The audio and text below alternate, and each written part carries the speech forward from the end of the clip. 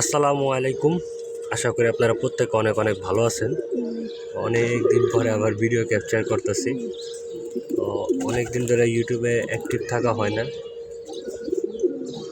ইউটিউবে regular video দেওয়া হয় না, ভিডিও দেওয়াই হয় না, অ্যাক্টিভই থাকা হয় না। হ্যাঁ, শীতে কবুতর পাল্লা টাল্লা দিয়ে একদম ফাঁকি হয়ে গেছে, কবুতরই নেই।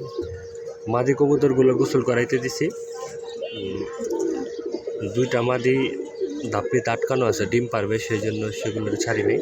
সেগুলোর উপরে খাঁচাই দিয়া মানে স্প্রে করে পানি দিয়া পানি ছিটা গোসল করা দেবো। আর বাকি মাদিগুলা আপনার গোসল করতেছে এখন। মাদিরা মাশাআল্লাহ খুব সুন্দর, একটু ঘাড় বেঁকা কবুতর। অন্তরের কাছ থেকে নিয়ে এসছি মাদিটা।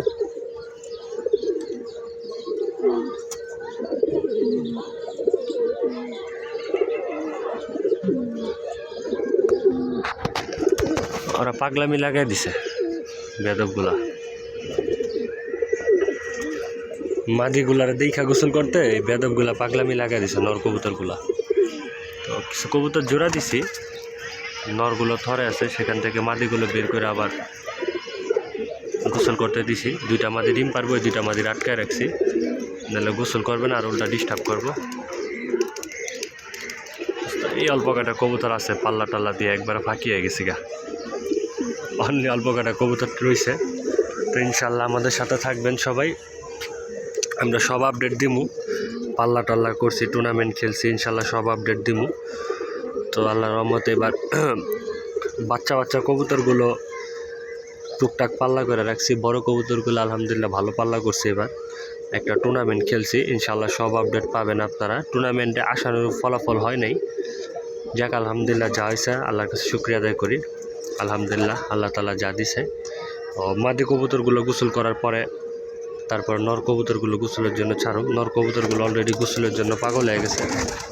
বেদবগুলো গোসলের জন্য পাগল হয়েছে না মাদি দেখে পাগল হয়েছে আল্লাহ জানে। বেদবগুলোর অবস্থা দেন।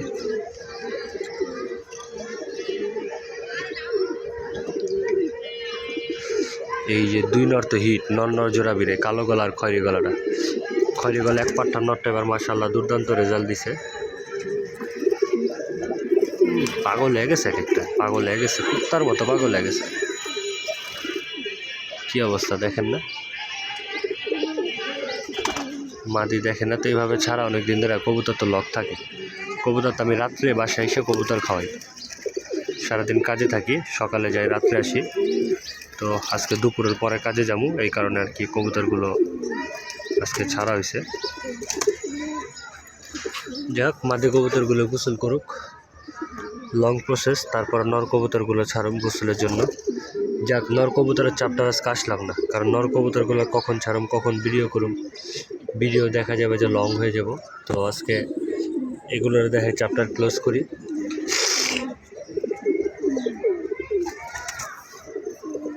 তো অনেক এই আর কি অবস্থা।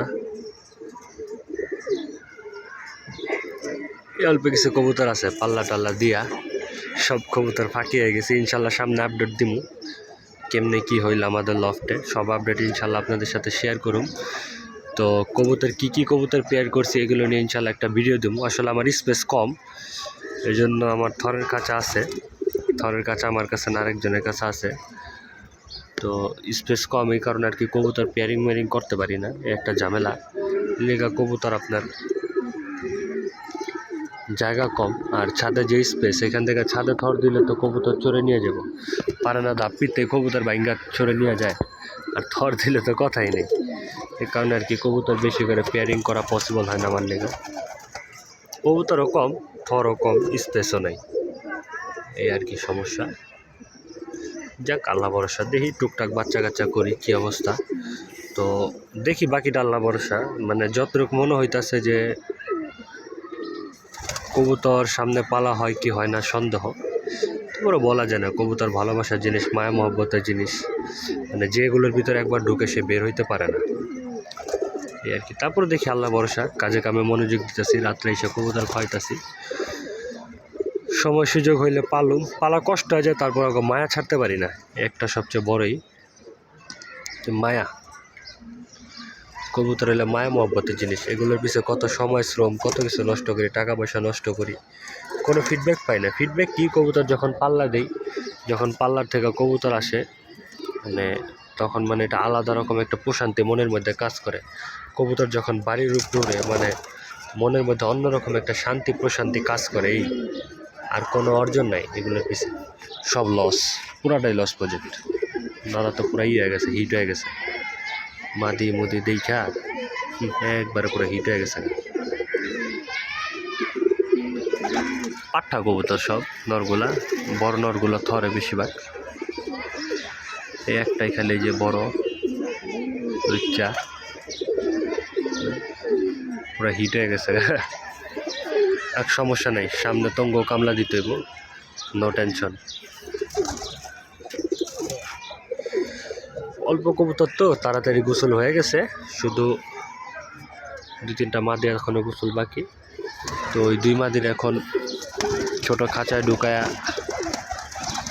এই যে 2 মাদি, খয়রি গলা মাদি আর এই সবুজ গলা বাচ্চা মাদিটা।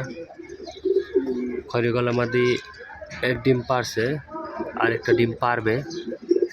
এবার আর্মিনারের লগে জোড়া দিছি, ইনশাল্লাহ ভিডিওটা আপডেট দিবনি। আর এই পাঠা মাদি পাল্লা করা, ও আজকে মনে হয় ডিম পারবে। আর সাকিবের মাদি, সাকিবের নট দিয়ে জোড়া দিছি, ওরা মূলত কামলা দিব। এই আর কি, এই 2টা এই খাঁচায় বইরে এখন পানি ছিটা স্প্রে করে গোসল করা দেবো। তারপরে ওদের চাপটা শেষ হলে নরগুলো ছেড়ে গোসল করাবো। নর মাদি একসাথে ছাড়লে ঝামেলা, এখন মাদি ছাড়া নর আটকানো, তারপরে দেখেন কি অবস্থা। আর যদি একসাথে ছাড়ি তাহলে তো তামা তামা বানালে আমার এক খাটা। যাক, এই আর কি, অনেকদিন ধরে ভিডিও আপলোড করি না, চিন্তা করলাম আপনাদের সাথে অনেকদিন পর একটা জিনিস শেয়ার করি, কবুতরের ভিডিও করি। এই কারণে আসলে ভিডিওটা করার মূল উদ্দেশ্য। তো 4000 ঘন্টা ওয়াচ টাইম পূরণ হই, তার অল্প কিছু সময় বাকি। সবাই আমাদের সাথেই থাকবেন, পাশে থাকবেন, সাপোর্ট করবেন, সবার কবুতর আপডেট শেয়ার করবেন। শীতে কার কী অবস্থা, কে কয়টা টুর্নামেন্ট খেলছেন, বাজি খেলছেন, ইনশাল্লাহ আপডেট দিবেন। আর ভিডিওটা ভালো লাগলে অবশ্যই একটা লাইক দিয়ে দিবেন। ভালো থাকবেন সব, আসসালামু আলাইকুম।